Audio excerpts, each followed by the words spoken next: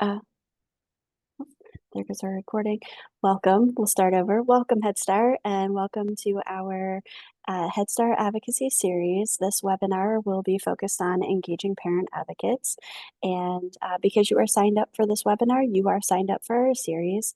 And this will be the last month where we are featuring Blair. Come back next month, and we'll be featuring a different government affairs leader that will be helping you to continue to build out the skills in your advocacy tool belt.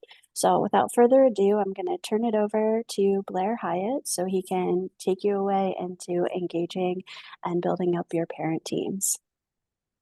Thank you, Courtney. Happy lunchtime for some of us, although it might be breakfast for those of you on the West Coast. So I'm Blair Hyatt. I'm NHSA's Senior Director of State Affairs. And at one point, we thought that Bob Beeson was going to be able to join us. Unfortunately, he had a hill visit he had to go do. So he sends his apologies, but he will be with us next month. We want this, as Courtney said, this is the third of our advocacy series. The first one was Voting Counts, and it was about voter education and registration and get out the vote. A topic that I hope you still think is a very important topic for you to be thinking about in terms of advocacy. The second we did in September, and it says advocacy, it starts with you, but it covered the issues of education versus lobbying and what you're allowed to do in terms of the rules that cover nonprofits, federal employees, and Head Start. And so we've sort of gotten through in both of them, there are a bunch of issues about what you're allowed to do, also in terms of voter education. And we hope that that cleared the playing deck so that you can think more fully about what you can do and do it comfortably with confidence. We will be sharing the PowerPoint immediately after this webinar. And in that, we've tried to make links. So if you want to learn about the Lunch and Learn series, that is a link. And then both of these icons in this slide will link you back to the recordings we've made and the resources. So if you need to or want to get people to look back about voting or what lobbying and advocacy, the links are right there. Next slide. Thank you. Bob, before he had to bow out, stuck this slide in, and he said, we got to start out by saying parents really are already advocates.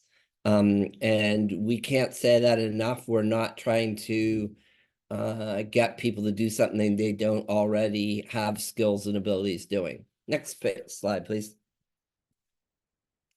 Why are our parents already advocates? They tell the most authentic and effective stories. And we believe that parents are the foundation of effective advocacy strategies.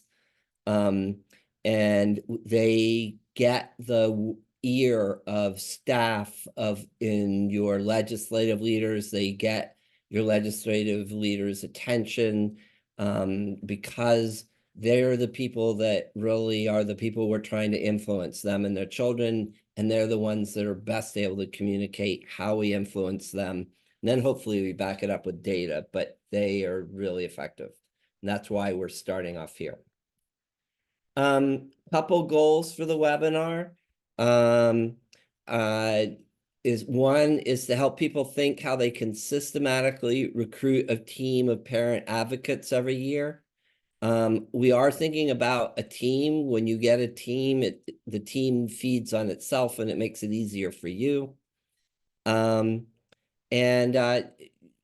also want to, as we think about the topic, just have a moment, take a moment to slow down and think a little bit about why you're here, why you're wanting to think about parents as advocates and engaging parent advocates in your program. And I'm encouraging you to think about how much fun it is when you're working with a group fighting for Head Start. And while this may feel nitty gritty and you might go, how can I get there? That's the big goal or the big hope, is that you get a team that can all work together with you fighting for Head Start. Next goal. The webinar is 30 minutes, but we're going to hopefully go through the first part quickly and then give you lots of time for questions. And our second goal here is to discuss parent ambassador programs to help programs consider possible activities to support parent advocate leadership. Next slide, please. How do you build a team of parent advocates? And there's not one answer to this. There's not one right way. So we want to be clear, we're hoping to add ideas to you and things you might not have thought about. The one thing that we wanted to say about building teams or even engaging any group is that emails and flyers are only part of a good system. Almost always the people that join a group come to a meeting. It's done because somebody makes personal contact. Either a teacher says, hey, come to this meeting, or come do something with advocates. The parent advocate reaches out to a parent, you reach, the policy council reaches out to them. Somebody makes a personal touch, a personal interaction.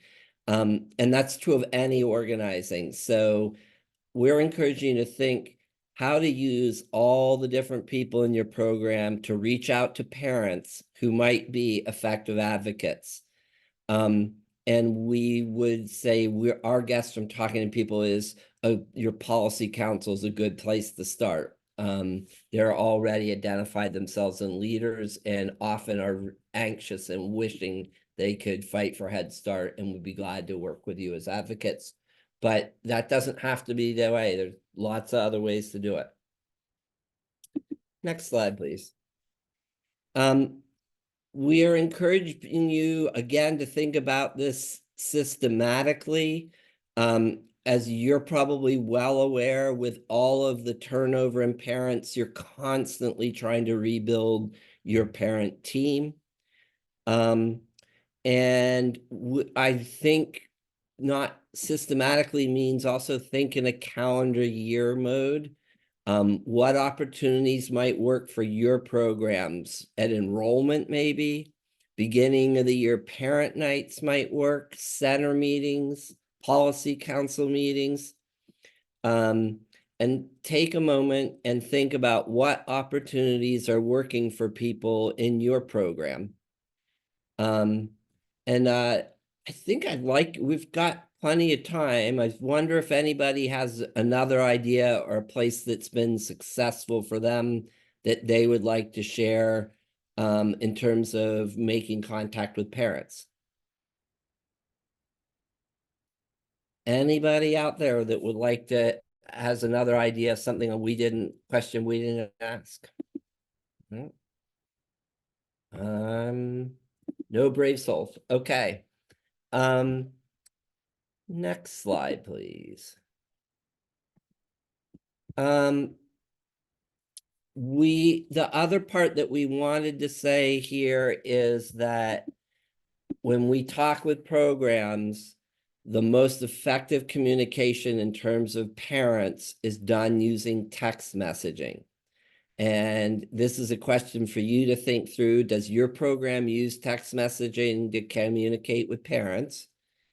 Could the system be used in building and then communicating with your parent advocate team? And if not, what will you use? How are you going to connect and build with that team? We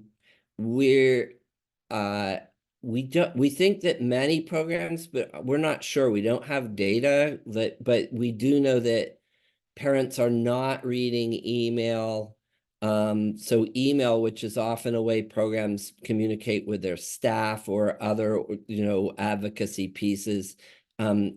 We think this isn't going to work well. And if you really want to build a parent team, figuring out a text messaging program or something if you don't have it. But if not, come up with a plan about how to be connected and communicated.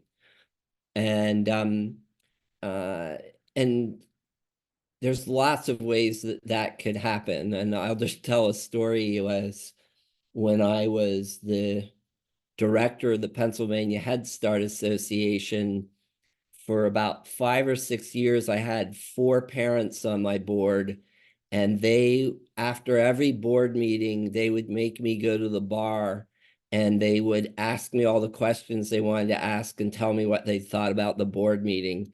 And that was the way they stayed connected as a group of parent leaders that and got a chance to have their questions answered. So I'm not saying it has to happen by text. I'm just saying have a way that works for the group of parents you're working with.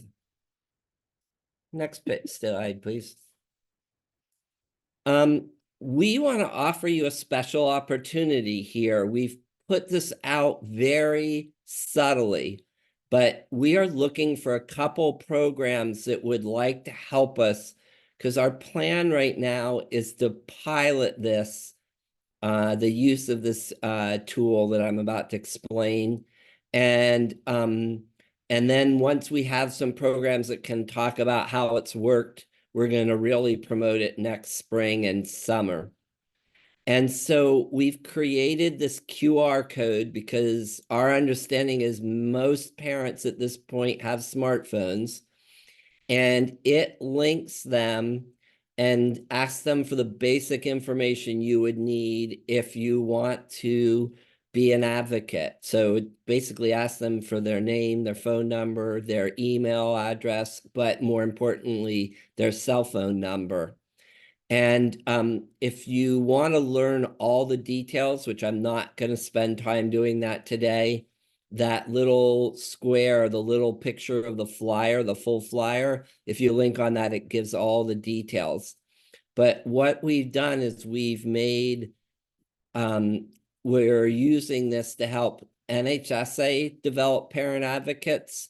We're using it helping state programs, state associations develop parent advocate contact lists.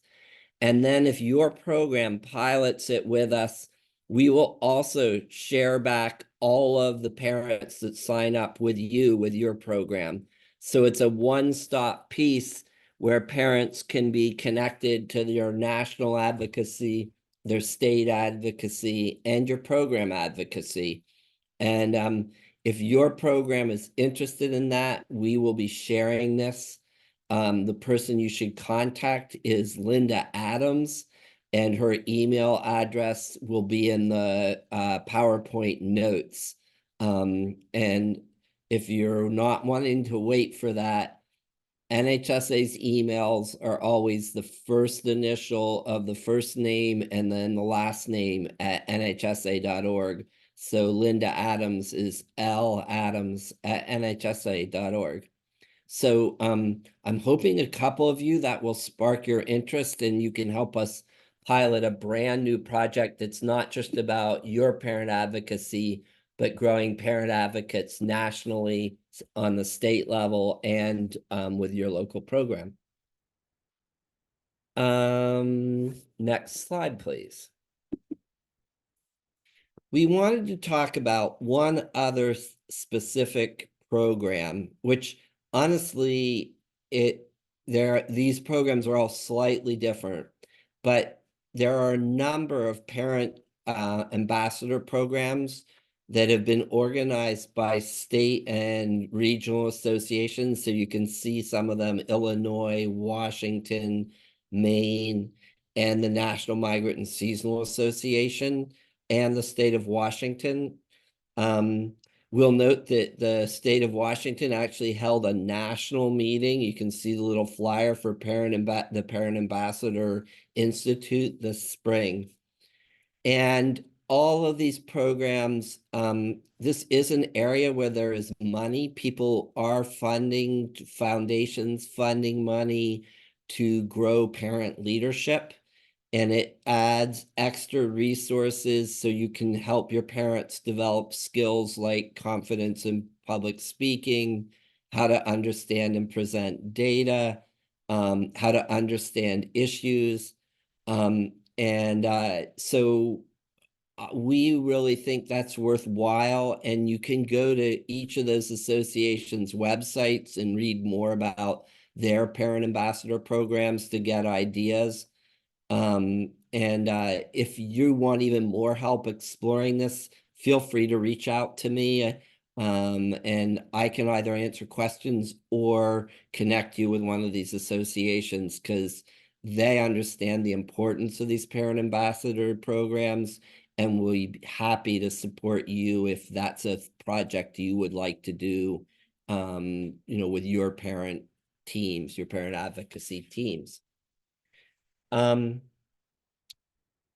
Then I think that we have communicated all of some ideas, some opportunities, what we think are key questions you need to think about how to be systematic, how to have a communication piece. And the one part that we didn't talk about, but would be happy to help people if they're wanting more help is how do you keep once you have a team, how do you keep them learning and informed? Because there's always learning to do as we try to address the challenges that we're facing with funding and under enrollment, et cetera, here at Head Start. So having done all that, it's now 12:17, and we have time for any questions or comments or success. If you've had a success that you want to share, it would be helpful for people to hear, concrete examples. So the floor is open. I think I can see it if you raise your hand, or you could put your question in the chat box. And Courtney, I can't see the chat if you can help me there. It's good. Any brave soul want to ask a question or make a comment?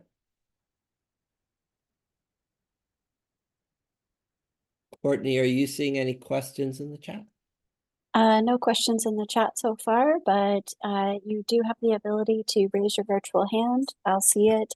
We'll call on you and you'll be able to come off mute and chime in with any comments, questions, or concerns, or put them in the chat and I'll read them to Blair. Hey, Blair, this is Julie from Ohio. Just Hey, wanted to Julie. update you on our Parent Advocacy Network. I just sent you the logo and the link. It's really grown from our Parent Ambassador program and really engaging alumni and doing some really great national things. So we'll have to catch up and make sure you got all of that. That's great. And before we put the PowerPoint out, we'll link you and put you in there. That's fabulous. Speaking of great advocates, Julie, they got Barb Haxton to do the introduction to the staff retreat we're at right now last night. She was absolutely lovely. Oh, that's awesome. I knew she was doing something with you. I wasn't sure what. She left people inspired. It was really good. Other questions or comments? Blair, a question from the chat from Charlene. How do you feel the leadership/Capitol visit went in DC 2 weeks ago? We were very impressed. We did over 230 Hill visits, which is, if not, as near as I understand it, it is as much or close to as many Hill visits that's happened at a leadership institute. And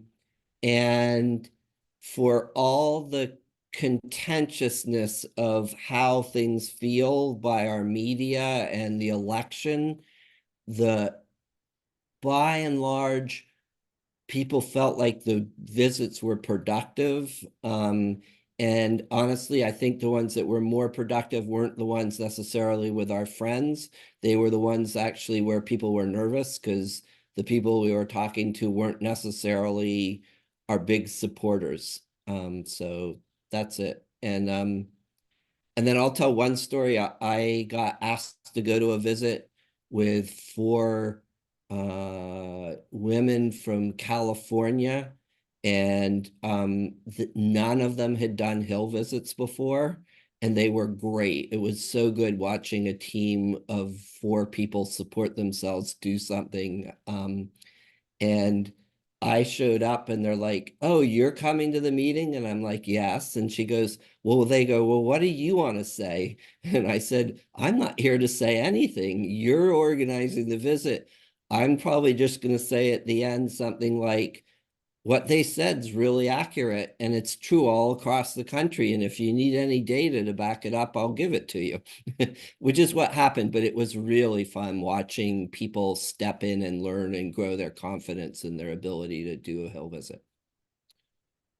Other questions or comments? We thought it was a very effective time. It's good. Another question from the chat. We have parent classroom committee leaders. I like the parent advocacy title. What do you think? And maybe the community on the call can also weigh in on this question in the chat. Yeah, I'd love to hear people weigh in. I like that idea. I mean, you always have those parent center leader people, but you might as well just frame them as advocates. Like that's the primary goal that you expect of them. It's kind of good. Any other thoughts there, people?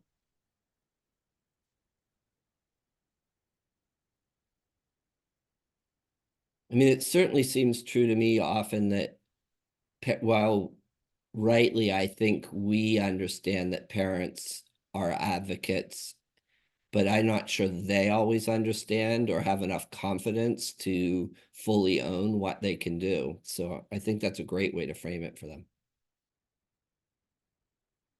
Other questions or comments?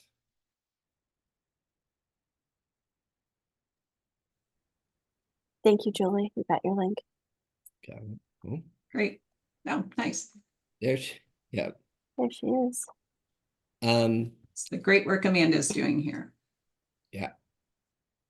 Well, I don't know. This wasn't meant to be appreciate Ohio, but the other thing that happened was somebody came up to me and said,